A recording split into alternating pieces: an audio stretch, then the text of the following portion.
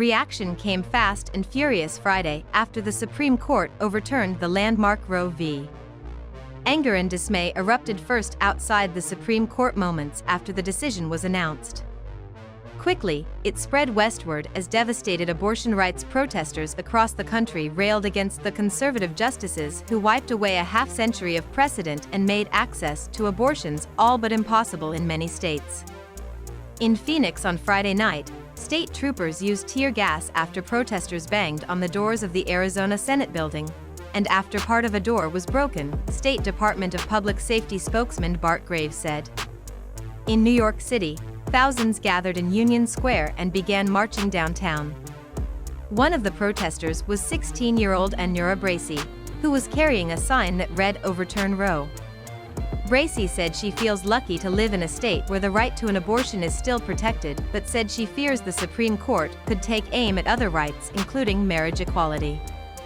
Zon Munteak, 51, of Ohio, was in New York City on vacation, but joined demonstrators. He had preeclampsia and delivered her now 15-year-old son at just 28 weeks pregnant, and her doctor advised an abortion when she became pregnant shortly afterward. To think that if the same thing happened to me next week in Ohio, I would either have to travel out of state or risk my life, and my son would not have a mother, it infuriates me to no end, Heek said. Friday night, hundreds of demonstrators were in Union Square when Democratic U.S. Representative Alexandria Ocasio-Cortez arrived. "It feels like a betrayal," Sky said. "It feels like my country doesn't love me and appreciate my body as a woman." Herring, a Jewish educator who said her due date is Saturday, considers the Supreme Court ruling an infringement on her religion.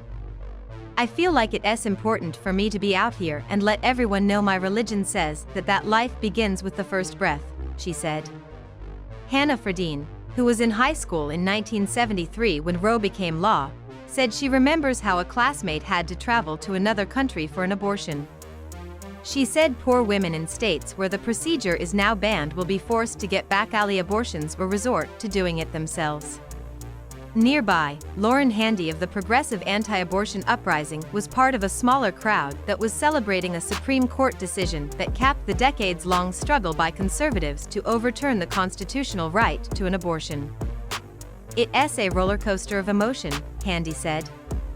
"The abortion industrial complex is strong in blue states, and we gotta go after them as well," Handy said.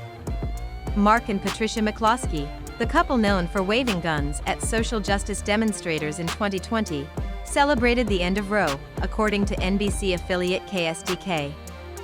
"Wade is no longer the law of the land. Abortion is protected in less than half of the states and in none of the U.S. territories, according to the Center for Reproductive Rights."